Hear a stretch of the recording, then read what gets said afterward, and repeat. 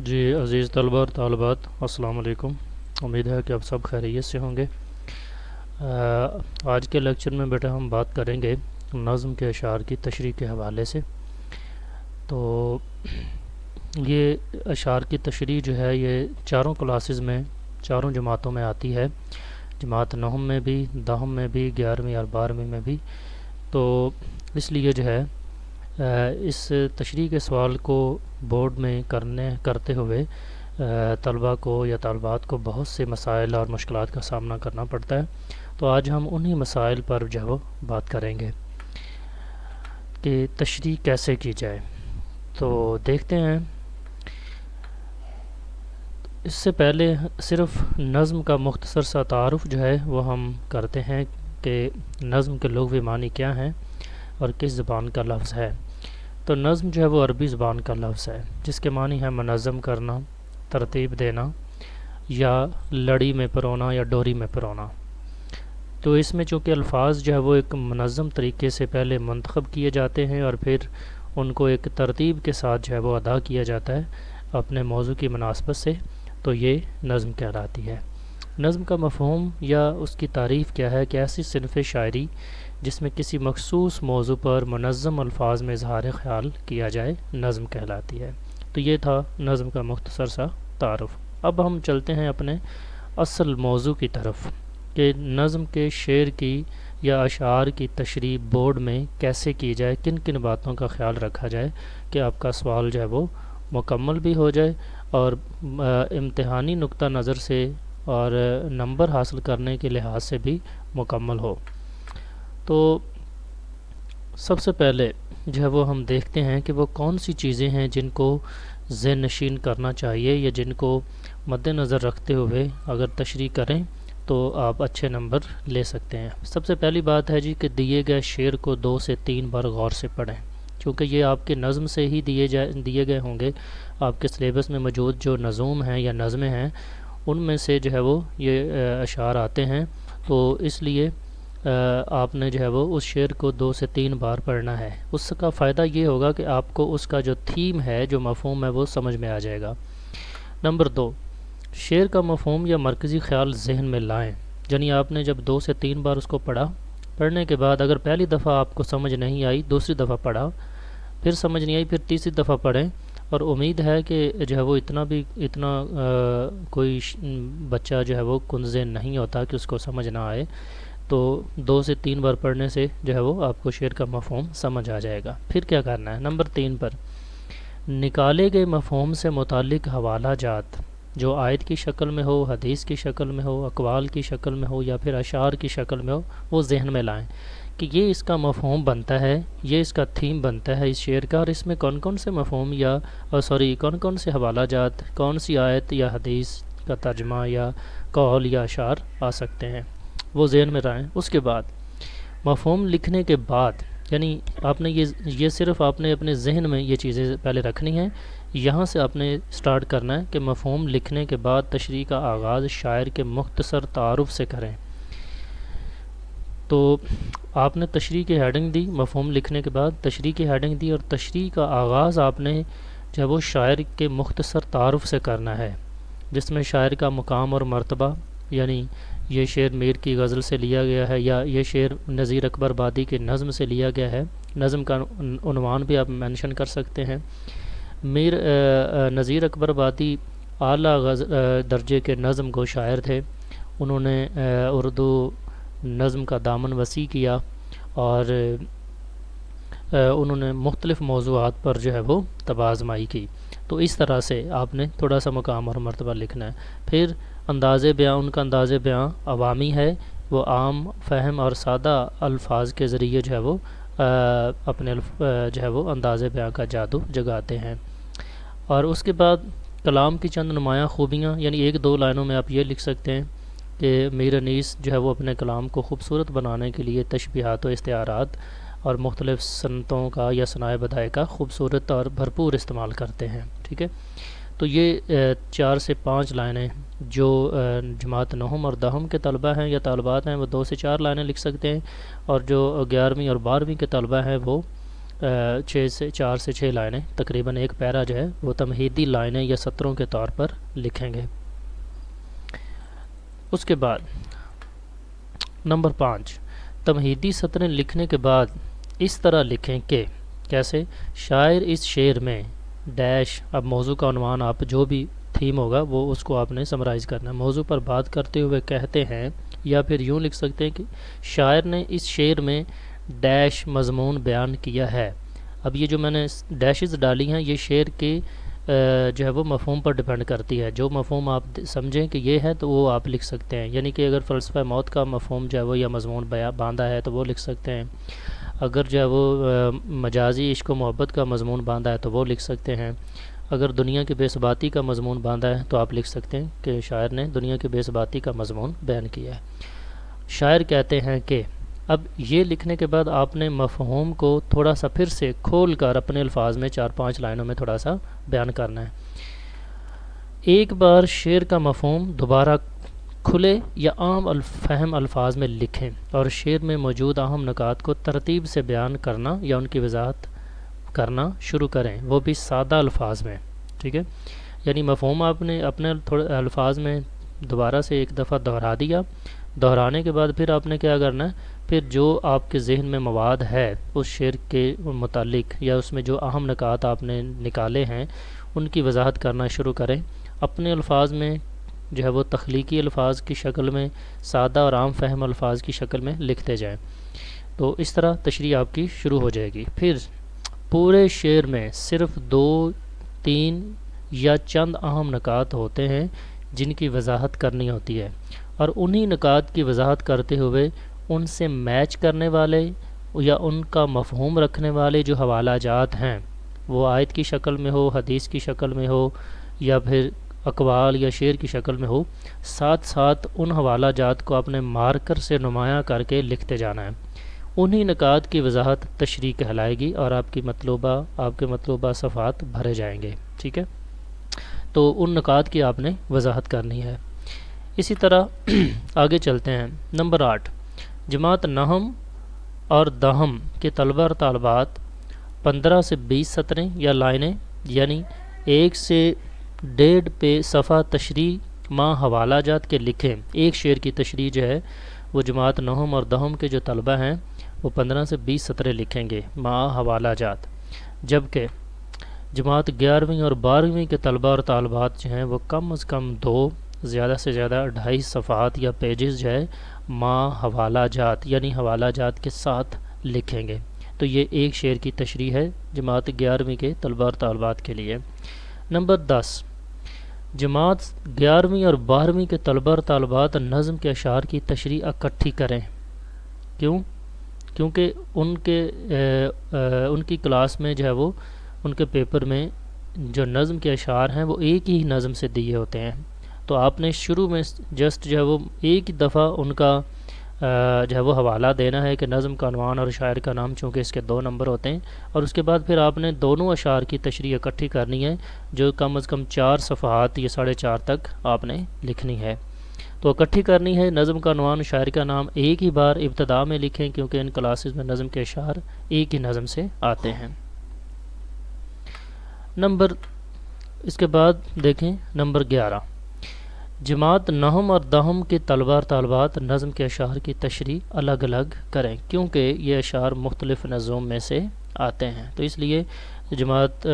نحم اور دہم یعنی میٹرک میں جو ہے وہ الگ الگ کرنی ہوتی ہے، جبکہ فرسٹ ایئر سیکنڈ ایئر میں جو ہے انٹر کلاسز میں اکٹھی کرنی ہوتی ہے نظم کے اشعار کی تشریح۔ یہ صرف ابھی ہم نظم کی بات کر رہے ہیں، غزل کی جو ہے تشریح اس کو ہم اگلے لیکچر میں انشاءاللہ بیان کریں گے۔ تو نمبر 12،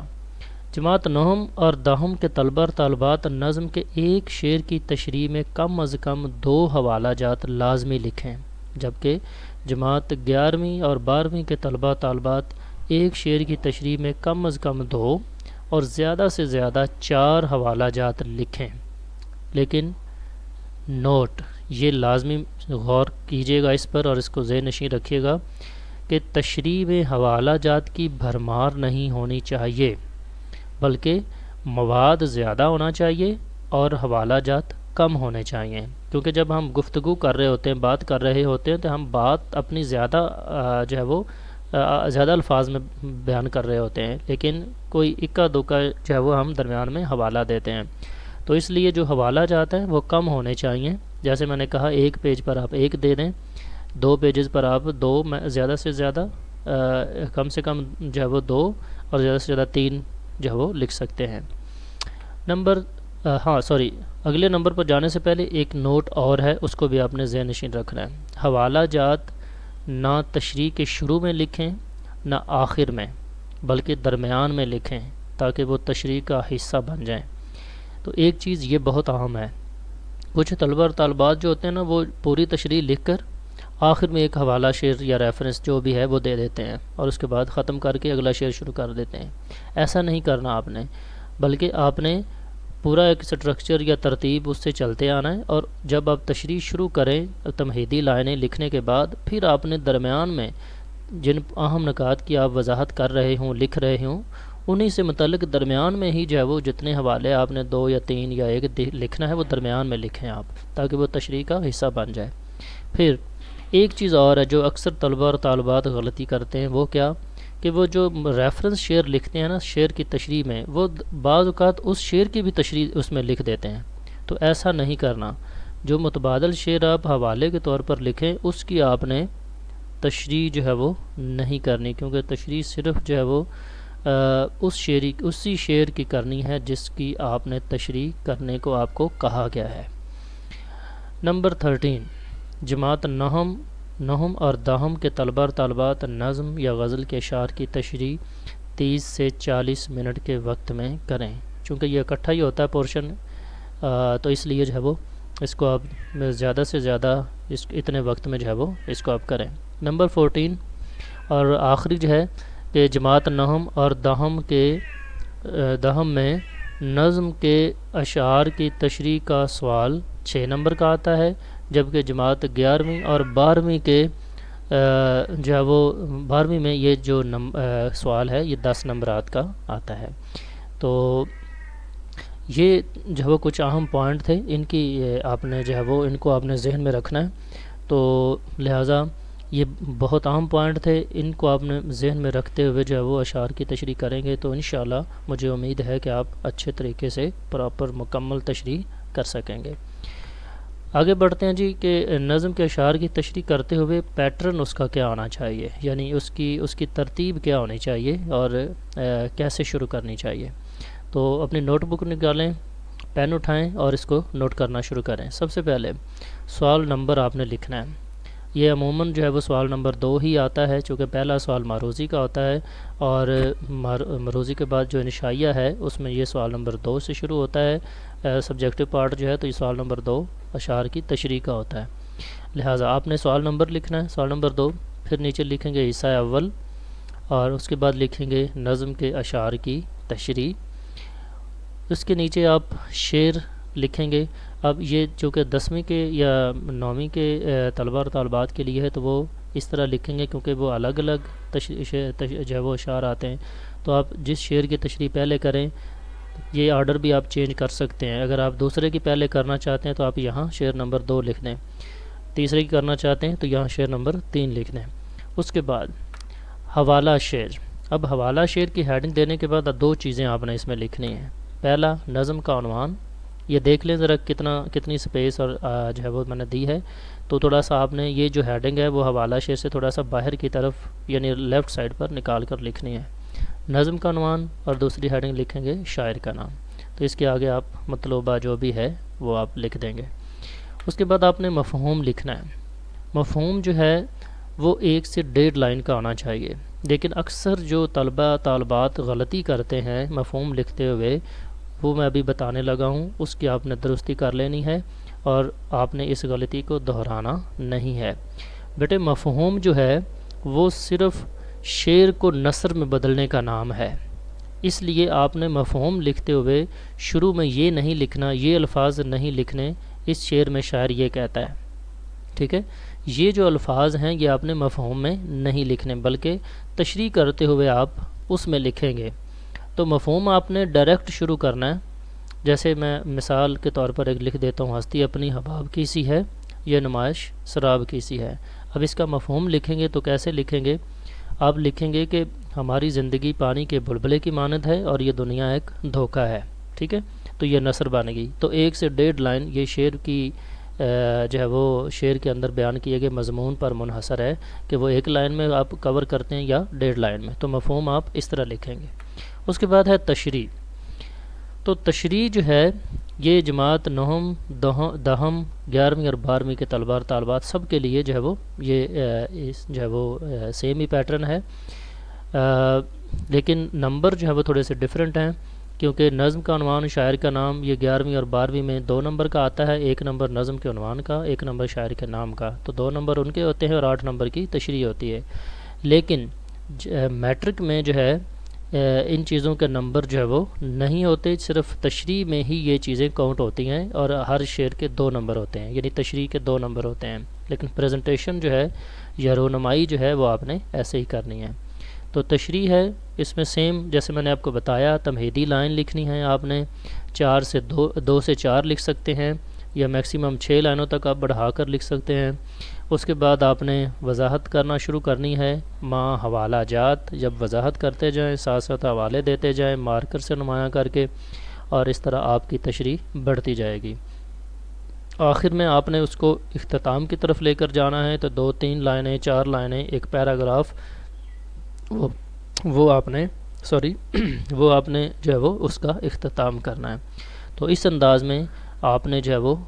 نظم کے شعر کی تشریح جو ہے وہ کرنی ہے۔ اس کے بعد یہ کچھ پیٹرن ہے، یعنی آنسر شیٹ پر، پیج پر یا صفحے پر جو آپ نے بنانا ہے، تو اس طرح سے آپ اس کو ریپرزینٹ کر سکتے ہیں یا پریزنٹ کر سکتے ہیں۔ حصہ نشائیہ لکھیں، نیچے حصہ اول لکھ سکتے ہیں، سوال نمبر اوپر آپ لے جائیں، ٹھیک ہے؟ سوال نمبر ویسے اوپر چاہیے تھا، تو اس لیے جو ہے اس کے بعد اشعار کی تشریح اور حصہ نظم آپ الگ سے لکھیں گے، کیونکہ میٹرک میں جو ہے وہ الگ ہوتا ہے، بلکہ انٹر میں بھی الگ ہوتا ہے۔ تو حصہ نظم پہلے ظاہر کریں، پھر جس شعر کا آپ نے تشریح کرنی ہے اس شعر کا نمبر دیں،